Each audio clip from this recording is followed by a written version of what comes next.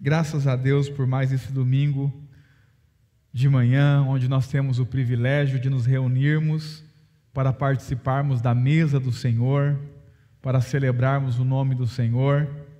É motivo de muita gratidão, de muita alegria, nós podermos nos reunir em torno do nome do Senhor Jesus. Amém, meus irmãos? Isso precisa de fato se tornar uma realidade para nós, reunirmos em torno do nome do nosso Senhor e Salvador Jesus Cristo. E eu quero continuar o assunto que nós estamos falando, né? Nós estamos falando do porquê que nós nos reunimos assim. E já foram vários os motivos, né, que nós aqui falamos sobre o porquê nós nos reunimos assim. Nós começamos falando acerca de nós nos reunirmos assim, porque nós nos reunimos em nome de Jesus. E essa é a maior definição do que é ser igreja. Ser igreja é reunir-se também em nome de Jesus Cristo. Porque o próprio Jesus nos disse que onde estiverem 2 ou 3 reunidos em meu nome, ali eu estarei, ali eu se farei presente. Ou seja, nem toda reunião pode ser considerada igreja, porque nem toda reunião é em nome de Jesus, nem toda reunião Jesus está no centro. Nós falamos também um pouquinho, e eu quero continuar falando um pouquinho sobre isso hoje, sobre o propósito de Deus com Cristo, porque é do interesse e é o propósito de Deus que Cristo seja o cabeça, que Ele encabece, que Ele esteja acima. Quando nós falamos de cabeça, nós falamos de governo, e é o propósito de Deus que Cristo governe todas as coisas. E na última reunião, falando sobre esse assunto, nós falamos, que quando lemos o texto de Efésios capítulo 1, verso 9, o verso 10, que Deus estabeleceu, e é propósito de Deus para Cristo, que Ele governe todo o universo, porque todas as coisas serão congregadas em Cristo, e Ele será o cabeça sobre todas as coisas. Mas não faz sentido nós pensarmos que Cristo governará todas as coisas, se Cristo não tem governado primeiro a sua igreja. Então, o encabeçamento de Cristo, ou seja, o governo de Cristo, ele precisa iniciar através da igreja. Se Cristo não é o cabeça da igreja, com certeza Ele não será o cabeça de principados, potestades do universo. E nós, como igreja, estamos aqui para fazer cumprir a vontade do Pai na pessoa de Jesus Cristo, ou seja, permitindo que Cristo governe a igreja. Mas o governo de Cristo, a igreja, inicia-se com o governo de Cristo sobre a minha vida, porque eu sou um membro do corpo de Cristo, eu sou um membro da igreja de Cristo, ou seja, não há um governo sobre a igreja corporativa, se não há um governo de Cristo sobre a minha vida como indivíduo. Então Cristo precisa ser o cabeça sobre a minha vida, Cristo precisa governar a minha vida.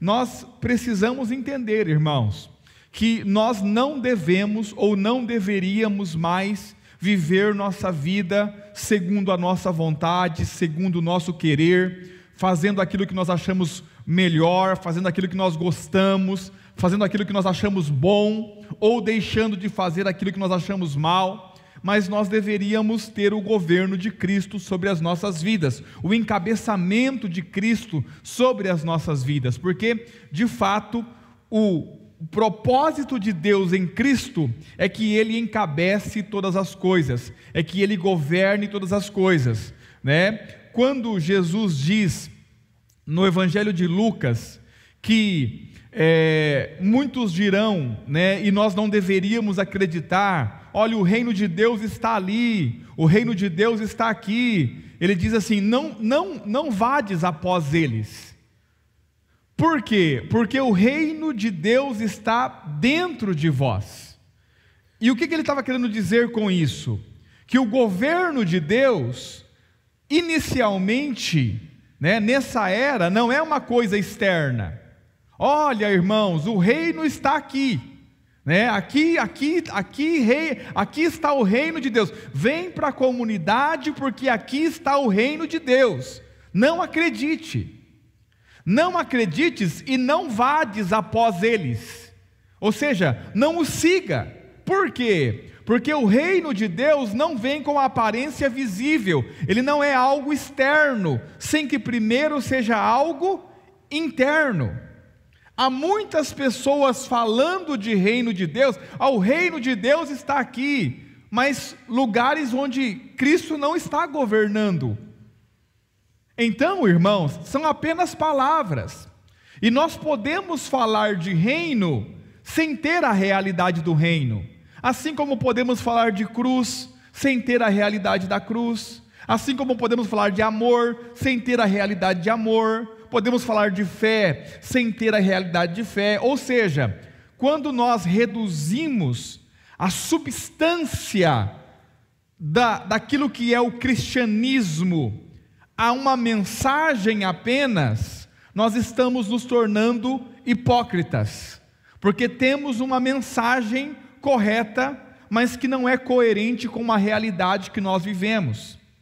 Então, estamos falando sobre o encabeçamento de Cristo, mas a pergunta é: Cristo governa as nossas vidas? É Ele que decide de fato as nossas vidas? E Ele, irmãos, eu quero ler primeiro alguns textos que mostram Cristo como cabeça. Se os irmãos puderem abrir a Bíblia comigo, por favor. Vamos ler vários textos só para a gente ter uma base e entendermos que de fato o propósito de Deus é que Cristo encabece todas as coisas. Primeiro, Efésios capítulo 1, verso de número 22. Efésios capítulo 1, verso de número 22. Se você encontrou, diga glória a Deus. Os irmãos encontraram mesmo? Amém. Ou glória a Deus foi só no embalo? Os irmãos estão aí? Vamos ganhar um contexto. Verso de número 20. Diz assim, deixa eu só colocar na ACF para nós lermos juntos, Diz assim, falando sobre o poder que Deus manifestou em Cristo, ressuscitando dentre os mortos e pondo a sua direita nos céus, acima de todo principado, poder, potestade, domínio e de todo nome que se nomeia, não só neste século, mas também nos vindouro, e sujeitou todas as coisas aos seus pés, e sobre todas as coisas o constituiu como cabeça da igreja. Diga assim, o cabeça da igreja. Diga, o governo da igreja. Irmãos, só é igreja de Cristo aquilo que é governado por Cristo.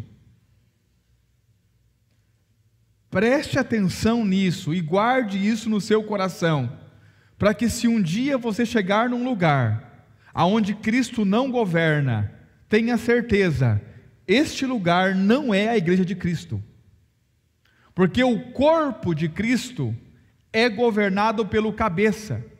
Os irmãos estão aí, meus irmãos? E ele diz, como cabeça da igreja, verso 22, o final, que é o seu corpo, a plenitude daquele que cumpre tudo em todos. Diga assim, ele é o que cumpre tudo em todos. Diga assim, ele é o que faz tudo em todos. A obra de Cristo é uma obra completa. Não é apenas uma obra substitutiva na cruz, no sentido de que nós pecamos e Ele na cruz nos substituiu, morrendo por nós. Não é só isso. Ele também vive a nossa vida. Por isso que Ele cumpre tudo em todos, ou Ele enche todas as coisas, ou Ele faz tudo em todos, como tiver na sua versão. A ideia é que Cristo não apenas nos substituiu morrendo em nosso lugar, mas Ele também nos substitui vivendo em nosso lugar. E para isso é necessário que nós estejamos crucificados, para que Cristo viva a nossa vida. Os irmãos estão aí, meus irmãos? Efésios também, capítulo de número 4, verso de número 15. Efésios capítulo 4, verso de número 15, vai mostrar o Senhor como cabeça. Vamos ler a partir do 13, para que a gente ganhe um contexto. Diz assim: até que todos cheguemos à unidade da fé, e ao conhecimento do Filho de Deus, a homem perfeito, à medida da estatura completa de Cristo, para que não sejamos mais meninos inconstantes, porque a gente amadureça, levados em roda por todo o vento de doutrina, pelo engano dos homens que com astúcia enganam fraudulosamente. Antes, seguindo a verdade em amor, cresçamos em tudo naquele que é a cabeça. Quem é a cabeça? Cristo, ou seja, é Ele que governa, do qual todo o corpo bem ajustado e ligado pelo auxílio de todas as juntas, segundo a justa operação de cada parte, faz o aumento do corpo para a sua edificação em amor. Mas nós precisamos crescer em tudo, antes, verso 15, antes, seguindo a verdade em amor, cresçamos em tudo, naquele que é o cabeça, Cristo. Olha para mim, diga: crescer em tudo significa crescer em estatura. Estatura, irmãos, é a soma de todas as medidas. Então, imaginem uma caixa. Ela tem altura, tem largura, tem profundidade, tem comprimento, tem volume. E aí, se você juntar todas essas medidas, você tem a estatura da caixa. Ou seja, é a soma de todas as medidas, é a completude da caixa. Isso é a estatura. Nós temos que chegar à estatura de Cristo. Então você pegue tudo o que Cristo é, todas as medidas de Cristo, e é nessa estatura que nós temos que chegar. Os irmãos estão aí? Por isso que nós temos que crescer em tudo. Os irmãos estão aí? Ah, pastor, nós estamos crescendo em número. Não, irmãos, nós temos que crescer em tudo. Quando a igreja cresce em número, mas não cresce em estatura, ela se torna uma igreja infantilizada, que é movida facilmente por todo o vento de doutrina. E olha para mim, preste atenção, é do interesse, irmãos, de muitas pessoas, que a igreja continue infantilizada. Pergunte por quê? Porque é fácil abusar de uma criança. Você vai ver que os maiores abusos sexuais são com crianças, porque crianças são facilmente enganadas. Então, há o interesse de homens fraudulentos de manterem a igreja num estado de infantilidade. Observe o verso de número 13, verso 14: para que não sejamos mais meninos, inconstantes, levados em roda por todo o vento de doutrina, pelo engano dos homens que com astúcia enganam fraudulosamente. Ou seja, é do interesse de muitos que a igreja continue infantil, que ela não cresça em tudo. Por quê? Porque fica mais fácil abusar dela. Mas que fique aqui uma palavra profética e uma palavra como sentença para os abusadores da esposa do Cordeiro. Um dia vocês se encontrarão com Cristo e vocês vão ter que responder por cada abuso que vocês cometeram contra a esposa do Cordeiro. Vocês vão precisar responder por que vocês tiveram interesse em manter a igreja infantilizada. Uma igreja menina, que não cresce em tudo. Só que a igreja só pode crescer em tudo se Cristo for o cabeça. Cresçamos em tudo no cabeça, Cristo. Porque Cristo é aquele que provê todo o suprimento para que nós cresçamos. Olha para mim, preste atenção. O seu crescimento, o seu desenvolvimento como filho de Deus não está num homem, não está na figura de um pastor, de um líder, de um presbítero. Você não pode esperar isso. Eu não desenvolvo, eu não cresço na igreja porque meu pastor não me dá atenção, porque meu líder não me dá atenção. Para com isso. O seu suprimento, a sua provisão vem dele, ele é o cabeça. E é ele que nos faz crescer em tudo. Por isso, irmãos, a necessidade urgente de uma vida devocional séria, onde você está conectado ao cabeça, e você é suprido e alimentado por ele, para que você cresça em tudo. Os irmãos estão aí? Mas o que eu quero que os irmãos vejam, né? Estou saindo do tema. O que eu quero que os irmãos vejam é que Cristo é o cabeça. Amém, meus irmãos? Porque esse é o propósito de Deus. Efésios capítulo 5. Avançamos um pouquinho mais. Verso de número 23. Efésios capítulo 5, verso de número 23.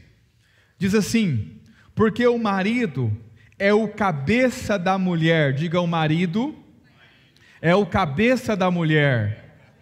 O marido deveria governar a mulher. Amém, irmãos?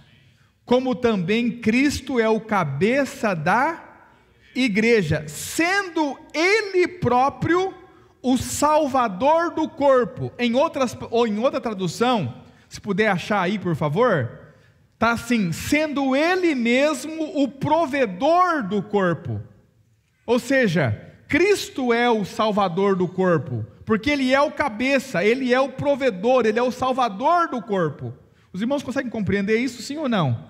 Amém, irmãos? Então diga: Cristo é o cabeça, Cristo é quem governa a igreja. Esse é o desenho de Deus. Amém, meus irmãos? Diga: o desenho de Deus, a vontade de Deus é que Cristo governe a sua igreja. Sabe, essa semana o Senhor falou profundamente ao meu coração. Eu aprendi muitas coisas essa semana, muitas coisas preciosas. Uma das coisas que eu aprendi, e que para mim é extremamente precioso, é que quando nós oramos a Deus pedindo respostas, Deus nos dá pessoas, porque a resposta que nós procuramos está nas pessoas que Deus nos envia.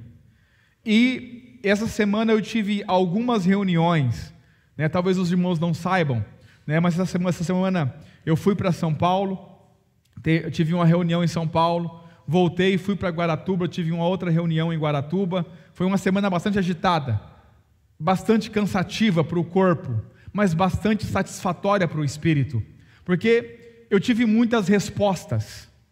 E eu entendi claramente que quando nós oramos a Deus e pedimos respostas, Deus nos entrega pessoas, porque as pessoas estão com as respostas que nós precisamos, sabe? E um desses irmãos com quem eu tive contato, com quem eu tive conversando, me falou algo muito precioso acerca do encabeçamento de Cristo, que o governo de Cristo, o encabeçamento de Cristo, ele tem a ver com o jugo de Cristo. Jesus, ele diz assim: olha, se vocês estão cansados, sobrecarregados, vinde a mim, e eu vos aliviarei. Tomai sobre vós o meu jugo, porque o meu jugo é suave e o meu fardo é leve. Mas observe, há um jugo. O que é um jugo? O jugo é aquele instrumento que se usava para prender os dois animais, normalmente bois, os dois bois juntos, para que eles pudessem andar junto e arar a terra. É esse instrumento que prende um animal no outro. Só que, quando é que o jugo de Jesus se torna pesado? Porque ele disse que o jugo dele é suave e o fardo é leve. Mas o jugo de Jesus pode se tornar pesado. E quando é que o jugo de Jesus se torna pesado? Quando nós tentamos andar na frente dele. Porque o jugo é um instrumento que nos prende a ele. Então, se nós andamos na velocidade em que ele está, no ritmo em que ele está, toda a força quem faz é ele, e nós descansamos. Mas se nós queremos andar na frente do Senhor, ou seja, o que significa isso? Fazer aquilo que o Senhor não nos pediu para fazer, andar na frente, então fica pesado, porque nós ficamos tentando puxar Jesus. Mas pelo contrário, o oposto disso, se nós ficarmos para trás, enquanto ele anda, também o jugo fica pesado, porque então ele vai nos puxar, ele vai nos levar para a vontade dele, e então haverá sofrimento. Onde é que o jugo é suave? Na obediência plena ao Senhor, quando nós andamos lado a lado com ele. Se ele não avança, nós não avançamos. Se ele para, nós paramos. Ou seja, quando nós entendemos que nós não temos que andar à frente, nós não temos que andar atrás, nós só precisamos andar lado a lado, e andar lado a lado fala de obediência plena ao Senhor. Há muitas pessoas, irmãos, tendo o jugo de Jesus como pesado, mas porque não estão em obediência plena. Só há descanso na obediência plena do Senhor, e isso é Cristo ser o nosso cabeça, é Ele governar a nossa vida. Amém, meus irmãos? Amém. Sorria para o seu irmão, fala: irmão, Cristo tem governado a sua vida? Ou você faz o que você quer quando você quer? Os irmãos estão aí? É uma pergunta, que precisa de uma resposta reflexiva. Não é para você responder com palavras, mas é para você pensar. Amém? Continuando, Colossenses capítulo 1, verso 18. Ainda mostrando que o propósito de Deus é Cristo como cabeça. Colossenses capítulo 1, verso 18. Vamos ganhar um contexto. Vamos ler a partir do 14. Diz assim, Colossenses 1,14: em quem temos a redenção pelo seu sangue, a saber, a remissão dos pecados, o qual é imagem do Deus invisível, o primogênito de toda a criação, porque nele foram criadas todas as coisas que há nos céus e na terra, visíveis e invisíveis, sejam tronos, sejam dominações, sejam principados, sejam potestados, tudo foi criado por Ele e para Ele. Ele é antes de todas as coisas, e todas as coisas subsistem por Ele. Por quê? Porque Ele é a cabeça do corpo da igreja, é o princípio e o primogênito dentre os mortos, para que em tudo tenha a preeminência, porque foi do agrado do Pai, agradou ao Pai, que toda a plenitude nele habitasse. Ou seja, a vontade do Pai é que Cristo encabece todas as coisas.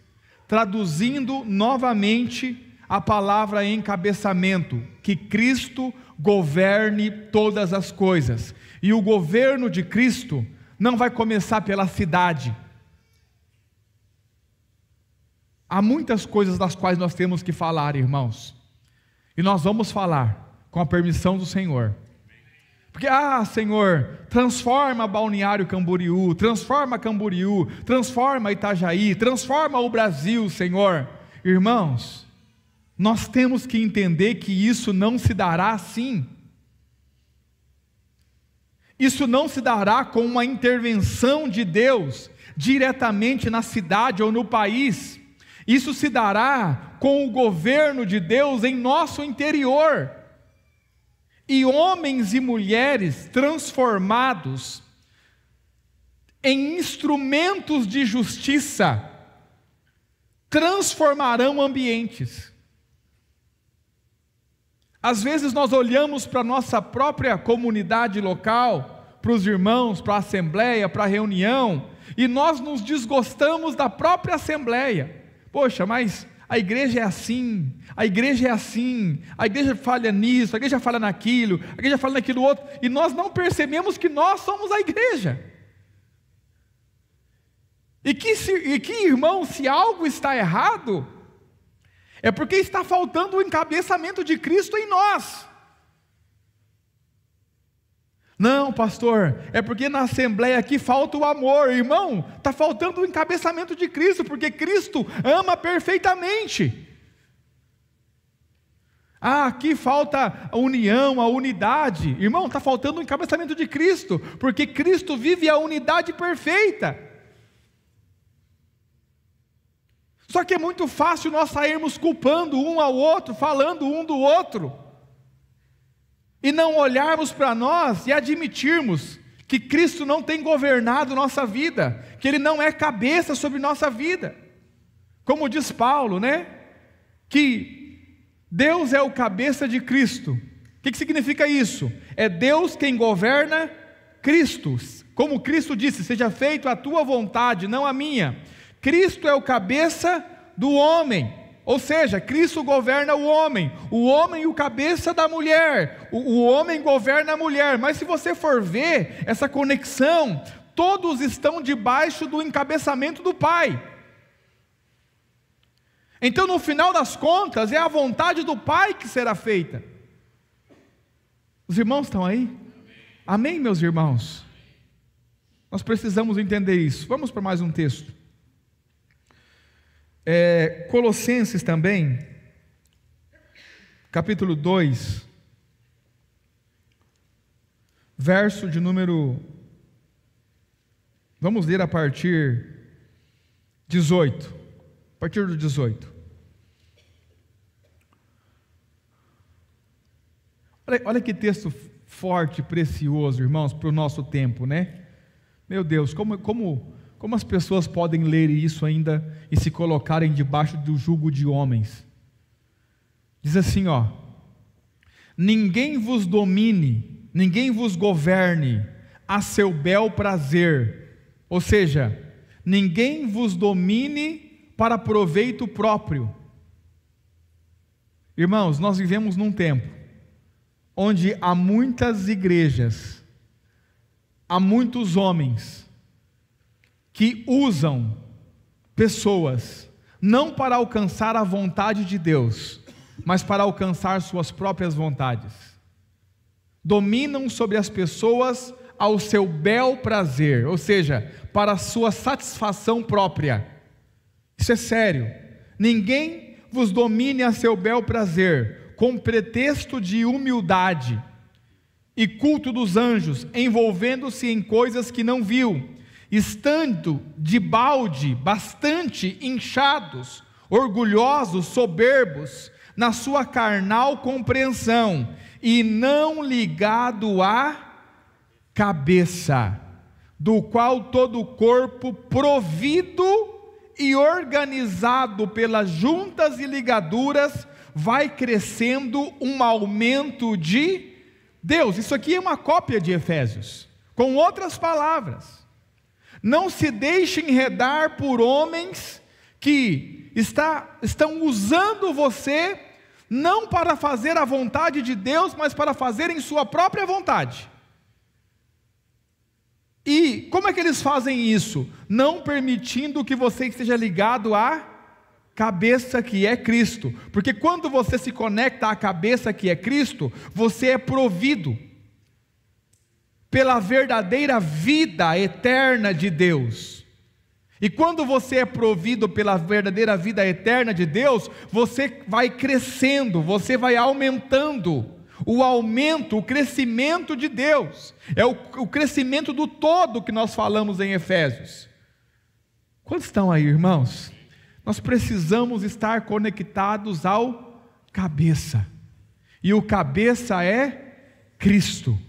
Cristo Jesus é o cabeça. olha para mim, eu não estou incentivando de forma alguma, preste atenção no que eu vou dizer, porque isso é importante.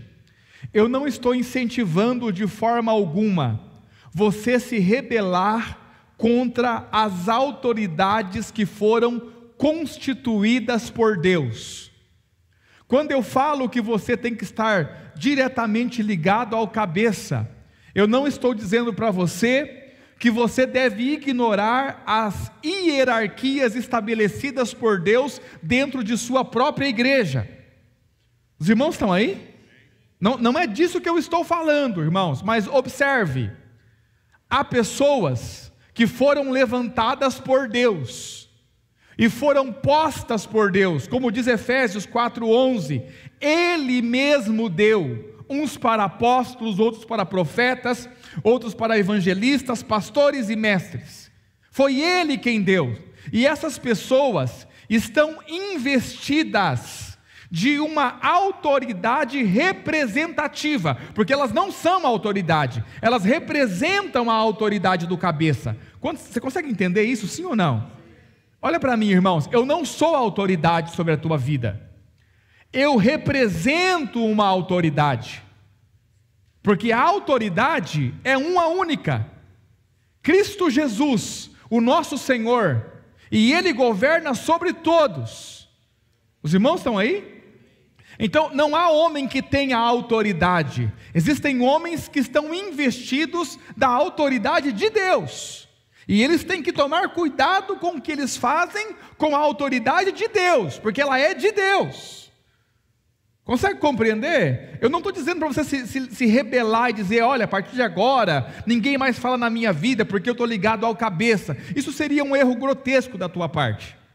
Mas preste atenção, ao perceber, nos mínimos detalhes, que uma pessoa não foi levantada pelo Senhor, não foi investida de autoridade pelo Senhor, não se coloque debaixo do jugo desta pessoa, porque você vai ser usado para satisfazer o prazer desse indivíduo. Eu falo isso para os irmãos há muito tempo. Se os irmãos perceberem em mim, irmãos, que eu não estou servindo a Deus, mas eu estou buscando os meus próprios interesses, o conselho que eu te dou é: vá embora, procure um lugar sadio para congregar. E isso pode acontecer, irmãos, porque homens mudam. Homens mudam. Homens não são permanentes e não são estáveis. Você pode chegar aqui um dia e eu posso estar falando sobre uma outra coisa, tentando manipular você para satisfazer os meus desejos. Se você perceber isso, vá embora. Não se coloque debaixo do jugo de homens que não se submetem à cabeça, Jesus Cristo, o nosso Senhor. A segurança que nós temos é quando nós estamos sendo pastoreados por homens que não só temem a Deus, mas estão sendo encabeçados por Cristo, que a vontade que é feita não são suas próprias vontades. Quantos estão aí, irmãos? E é muito fácil você identificar isso. Como pastor? É porque homens que são encabeçados por Cristo, normalmente eles tomam decisões que não são lógicas. Por que não são lógicas? Porque resultam em percas. Você consegue entender? Quantos se lembram dos nossos cultos de domingo à noite? Lembra? Lotado, cadeiras do lado, tudo cheio. Olha como é que estão nossos cultos agora, nossa reunião agora. É uma decisão lógica, irmão? Mas então por que, pastor, fizemos? Porque para nós não tem outra coisa que importe mais do que a obediência a Ele. É para isso que estamos aqui, para obedecê-lo, para que Ele nos encabece. Amém, meus irmãos? E glória a Deus por você que permaneceu. Louva a Deus pela tua vida. Que o Senhor abra os céus sobre você e te dê luz, para que você possa ver, e para que você possa entender, irmãos, que Cristo precisa nos encabeçar. Amém, meus irmãos? Eu estou falando num contexto geral. As decisões na sua casa, o que fazer, o que não fazer, como fazer, é Cristo, irmãos. Pastor, mas como eu vou saber essa vontade de Deus? Você não vai saber se você não tiver uma vida devocional real. Porque muitos pensam que a oração serve para nós levarmos a Deus nossas demandas. Você está correto em partes, porque nós podemos entrar no quarto e pedir a Deus aquilo que nós precisamos.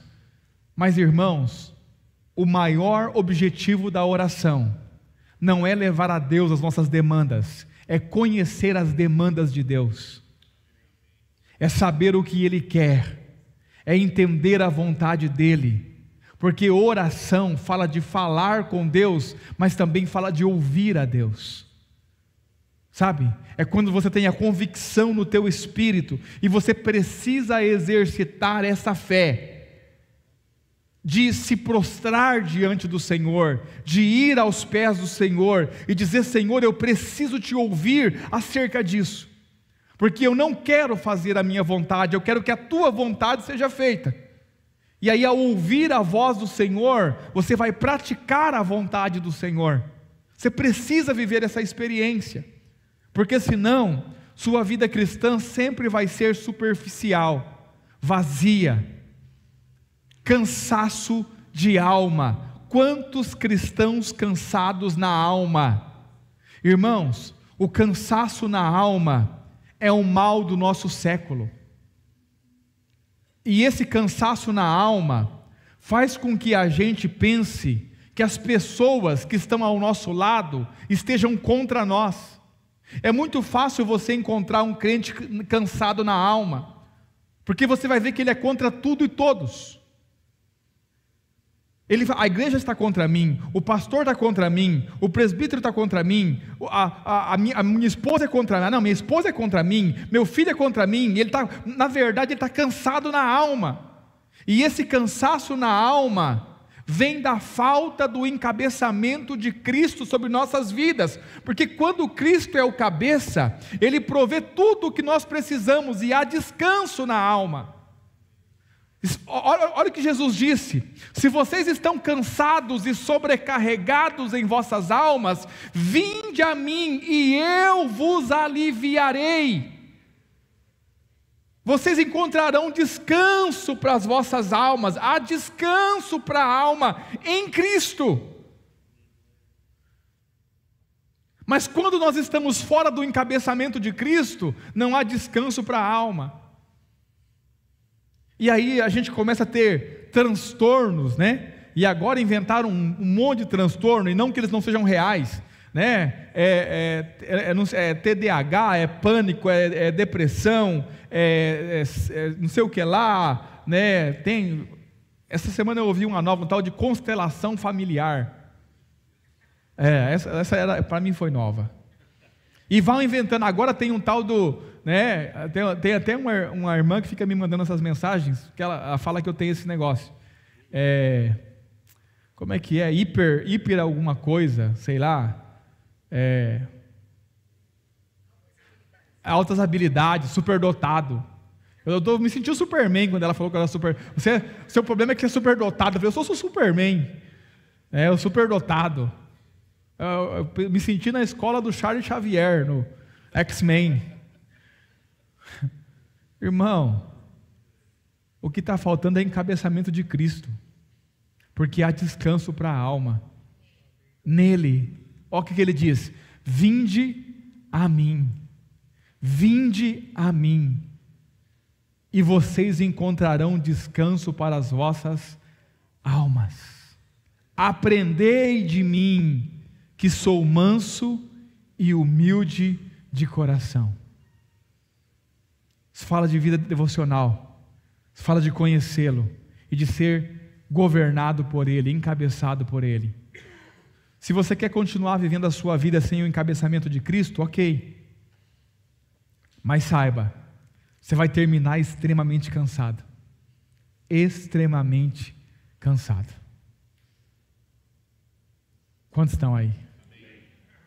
Mais um texto, vamos lá, irmãos?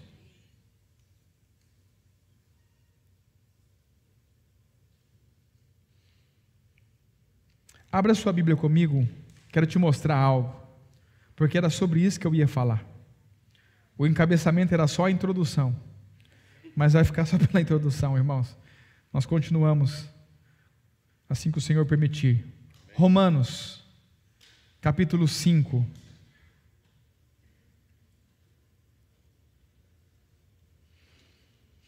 Romanos capítulo 5.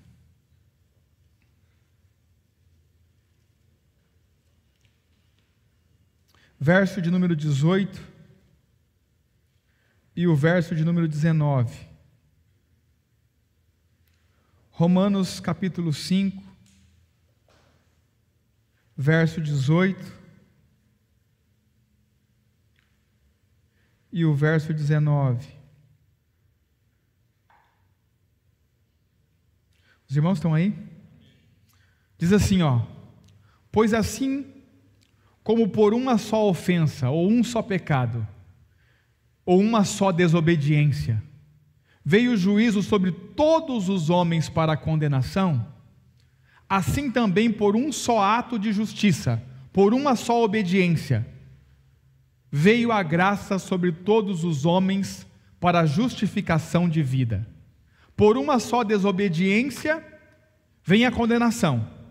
Por uma só obediência, vem a graça e a justificação. Verso 19, ele vai explicar, porque como pela desobediência de um só homem, muitos foram feitos, essa palavra muitos pode ser substituída por todos, é a mesma palavra, todos foram feitos pecadores, assim pela obediência de um, muitos ou todos os que creem serão feitos justos. Agora olha para mim, pela desobediência de um, todos são condenados. Pela obediência de um, todos os que creem são justificados. O que nós não atentamos, irmãos, preste atenção, é que esses dois homens, tanto o que desobedeceu, quanto o que obedeceu, foram colocados em uma mesma situação e em um mesmo lugar para serem provados com a mesma provação. Onde estava Adão quando desobedeceu? Num jardim. Onde estava Jesus quando obedeceu? Num jardim. Adão no jardim do Éden, Jesus no jardim do Getsêmani. Os irmãos estão aí? Observe, Adão não tinha pecado, porque o pecado não tinha entrado no mundo ainda. Adão não tinha pecado. Jesus também foi concebido sem pecado. Dois homens em dois jardins, os dois sem pecados. E qual é a prova que eles são submetidos? Preste atenção nisso. Qual é a prova que eles são submetidos? Adão é submetido à prova de escolher entre obedecer a Deus, não comendo da árvore do conhecimento do bem e do mal, ou desobedecer a Deus, comendo da árvore do bem e do mal, algo que era boa para comer, agradável à vista e boa para dar entendimento, ou seja, algo que era bom para si mesmo. Porque não é mentira, a árvore era o que havia de melhor para se comer, era boa para comer, era boa para dar entendimento, era agradável às olhos. Sabe quando você olha algo e diz, eu quero isso? Essa era a árvore. Então Adão tinha que escolher entre buscar o seu próprio interesse, buscar o que era bom para si mesmo, ou obedecer a Deus, no jardim do Éden. E Cristo agora está diante da mesma situação, porque tinha à disposição dele, segundo a Bíblia, porque ele relata isso algumas vezes, uma legião de anjos preparados para tirar ele da situação quando ele quisesse. Ele vai falar isso quando ele é preso no jardim, quando Pedro corta a orelha do soldado do sumo sacerdote. Ele fala, guarde a tua espada na bainha, porque se eu quisesse, eu rogaria ao meu pai, e ele enviaria para cá uma legião de anjos. Ele vai repetir isso diante de Pilatos. Pilatos diz assim, olha, eu tenho poder para te matar ou para te absolver. Ele diz, nenhum poder você teria se o meu pai não tivesse te dado, e se eu quisesse, eu rogaria ao pai, e ele enviaria para cá uma legião de anjos. Ou seja, Jesus tem a possibilidade de sair dali a hora que ele quiser, porque a mesma possibilidade que foi dada a Adão, foi dada a Cristo. Só que se ele roga por essa legião de anjos, ele estaria buscando o seu próprio interesse. Quantos estão aí? Abra sua Bíblia, por favor, no Evangelho de Mateus. Vamos ver isso. Verso de número 36, do capítulo 26.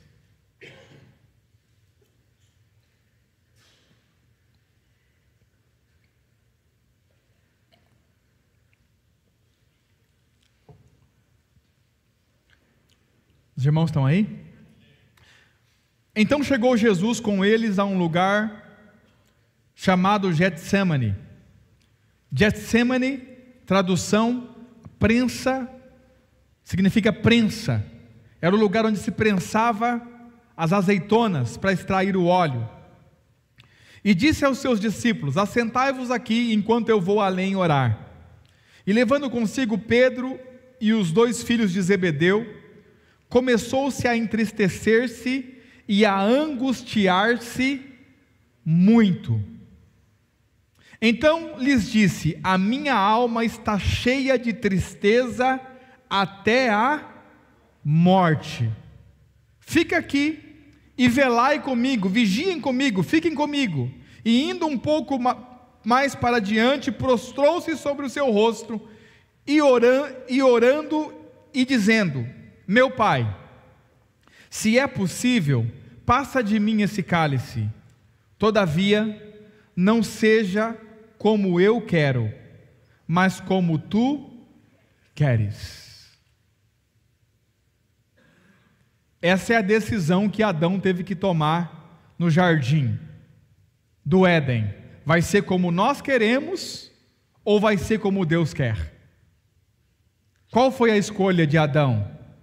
Vai ser como nós queremos. Aqui, Jesus está no ponto da decisão, sua alma angustiada até a morte, mas ele faz uma oração e diz, olha, Pai, se for possível, passa de mim esse cálice, todavia, não seja como eu quero, não seja feita a minha vontade, mas a tua vontade. Verso de número 40, e voltando para os seus discípulos, achou-os adormecidos, e disse a Pedro, então nem uma hora pudeste velar comigo? Vigiai e orai, para que não entreis em tentação, na verdade o espírito está pronto, mas a carne é fraca. E indo a segunda vez orou, dizendo, Pai meu, se este cálice não pode passar de mim, sem eu o beber, faça-se a tua vontade. Segunda vez que ele ora. Tem possibilidade de eu não viver isso? Tem possibilidade de eu não passar por isso? Tem Tem possibilidade de eu não passar por esse sofrimento? Tem possibilidade da minha vontade ser feita, sem que a sua vontade deixe de ser feita? Continuando, e voltando, achou outra vez adormecido, porque os seus olhos estavam pesados. E deixando-os de novo, foi orar pela terceira vez, dizendo as mesmas palavras. Diga, qual palavras? Perceba que aqui estabelece-se um princípio. Diga, qual? Orar 3 vezes. Quando Paulo ora sobre o espinho na carne, ele ora quantas vezes? 3. Irmãos, presta atenção. Jesus orou 3 vezes. A resposta foi uma. Diga, qual? Não. Paulo orou 3 vezes para que o espinho da carne fosse retirado. A resposta foi uma. Diga, qual? Não. Quantos estão aí? Amém, irmãos? Então, aprenda esse princípio.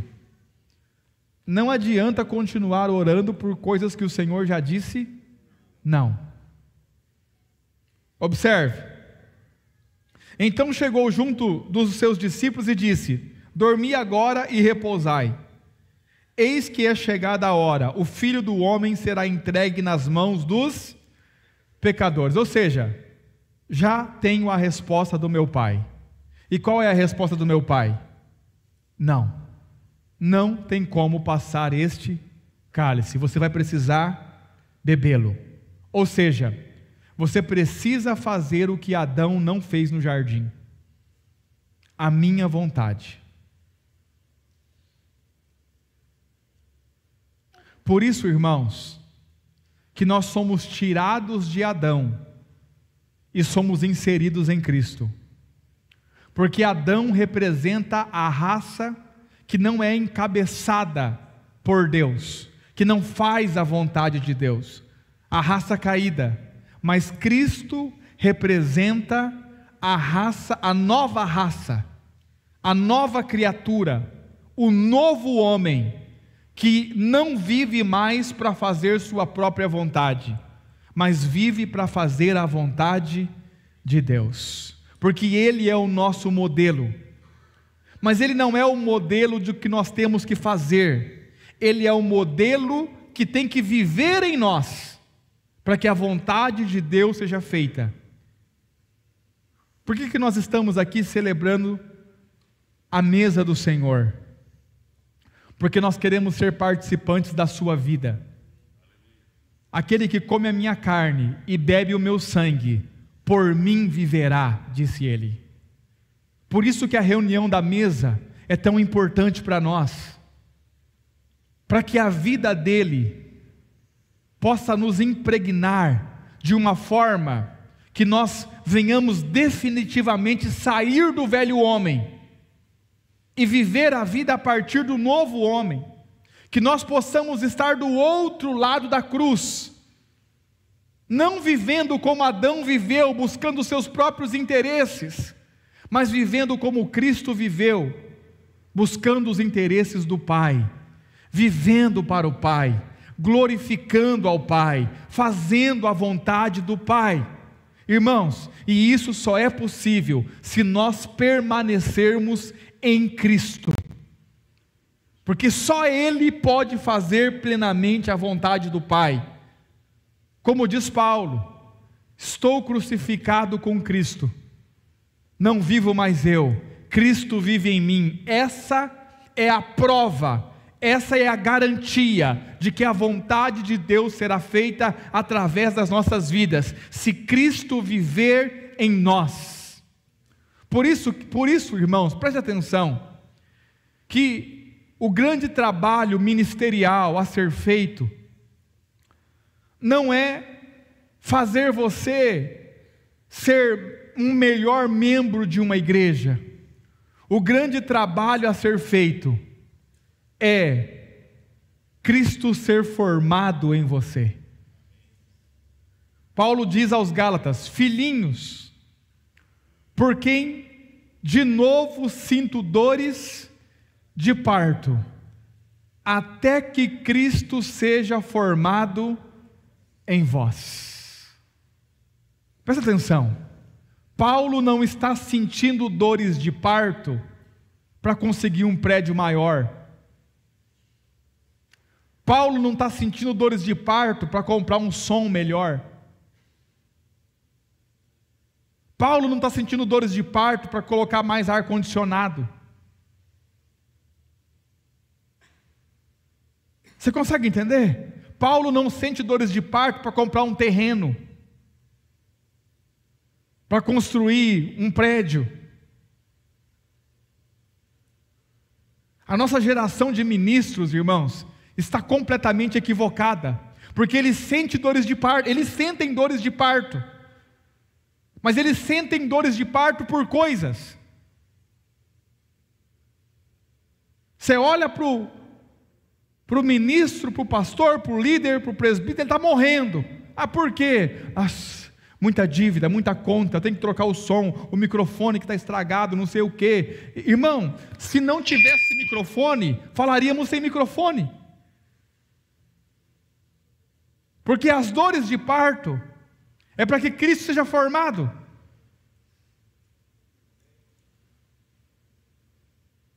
Porque só Ele pode obedecer plenamente a Deus, através de nós. E do que adianta termos o melhor lugar para reunir, como muitos dizem por aí, o templo, o melhor som, o melhor telão, o melhor não sei o quê, o melhor não sei o quê. Você senta a melhor cadeira, você senta na cadeira, ela te abraça e faz massagem nas tuas costas, como já tem igrejas colocando, você ficar mais confortável. Algumas com aquecimento. E chegar no tribunal de Cristo e não ter Cristo formado em nós. E a pergunta vai ser assim: Senhor, mas eu sofri tanto, eu sofri dores de parto. Mas por cadeira, por prédio, não para que Cristo fosse formado no interior dos meus filhos. Por que Ele tem que ser formado em nós? Porque nele está a obediência plena ao Pai. Muitos dizem assim: Cristo foi na cruz por causa dos nossos pecados. Isso não é uma verdade completa. Cristo não foi para a cruz por causa dos nossos pecados. Cristo foi para a cruz por causa da obediência ao Pai e do amor que Ele tinha ao Pai. Você não vai ver Jesus dizendo assim: Senhor, eles precisam tanto que eu vou lá na cruz, eu sou o super-homem, vou lá morrer por eles. Você não vê Jesus dizendo isso. Você vê Ele dizendo assim: Pai, se for possível, passa de mim esse cálice. Só que tem uma coisa: se esse cálice for a tua vontade, não deixe ele passar de mim. Ele foi para a cruz por amor e obediência ao Pai. E por isso que o Pai o ama. E por isso que nós seremos amados pelo Pai como o Pai o ama. Porque esse mesmo Cristo está dentro de nós. E nós estamos revestidos com Ele. E quando Deus olha para nós hoje, mesmo na situação que nós estamos, Ele não enxerga a nós. Ele enxerga o seu Filho amado, unigênito e agora primogênito, que lhe obedeceu desde a eternidade passada, não só naquela cruz, que lhe deu prazer. Esse é o meu Filho amado em quem eu tenho prazer. E Ele tem prazer porque esse é o Filho que lhe obedece mesmo em face da morte. Quem não teria prazer num filho assim?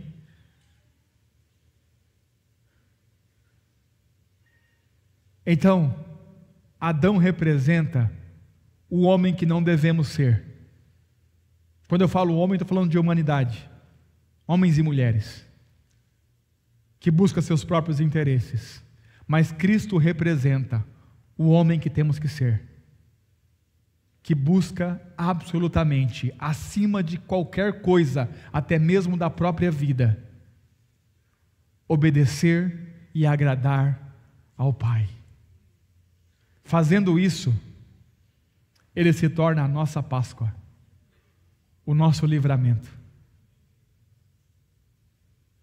Como não glorificá-lo? Como não honrá-lo? Como não se render aos pés desse Jesus?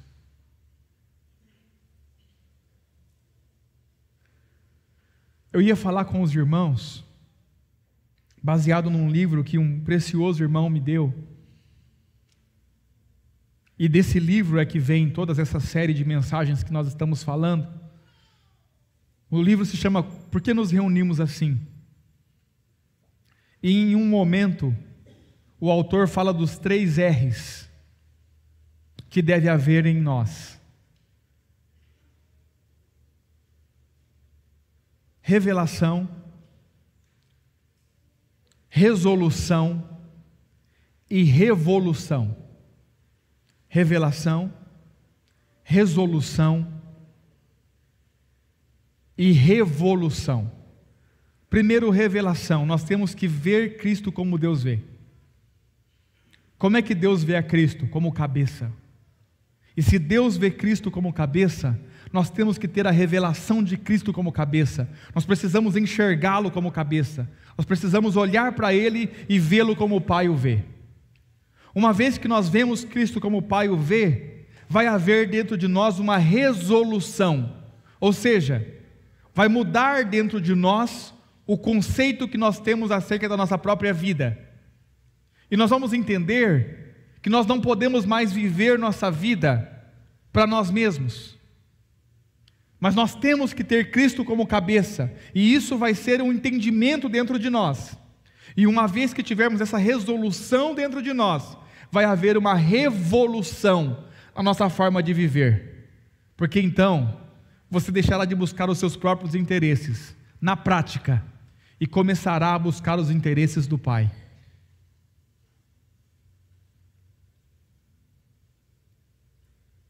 Revelação, ver Cristo como Deus vê. Resolução, mudar o conceito dentro de mim, porque agora eu vejo Ele como o Pai vê. Então dentro de mim muda a posição de Cristo. Eu deixo de querer usar a Cristo e passo a permitir que Ele encabece a minha vida. Então há a revolução. Agora as minhas atitudes não são mais em meu próprio proveito, não são mais em meu próprio benefício, mas assim como Cristo que vive em mim, eu busco agradar e fazer a vontade do Pai na prática. E o caminho para isso é Cristo. E tudo começa em conhecê-lo. Por isso que o apóstolo Paulo termina a vida dele dizendo: eu sofri a perca de todas as coisas, para que eu possa conhecer a Cristo. Porque conhecer a Cristo é conhecer o Pai, e conhecer o Pai é conhecer a Cristo. Porque ninguém conhece o Pai senão o Filho, e ninguém conhece o Filho senão o Pai. Irmãos, nós temos muito o que falar dessa relação de Pai e Filho. E o Senhor nos permitirá que nós nos aprofundemos nesse assunto em algum momento. Amém, meus irmãos? Glória a Deus por isso. Olha para o seu irmão mais uma vez, a última vez, e diz assim: irmão, Cristo é o cabeça da tua vida, para que seja o cabeça da igreja, para que seja o cabeça do universo. Todo o encabeçamento de Cristo começa em nós, que Ele governe a nossa vida. Para de fazer a tua vontade e viver segundo o seu bel prazer. Permita Cristo governar a sua vida. Amém? Vamos orar? Os irmãos que vão servir se posicionem, por favor. Os irmãos do louvor também se posicionem. Pai Santo, nós te rendemos graça. Obrigado pela tua palavra, Senhor. Obrigado pela tua palavra. E obrigado por Cristo, Jesus, o teu Filho, o modelo perfeito de uma obra perfeita.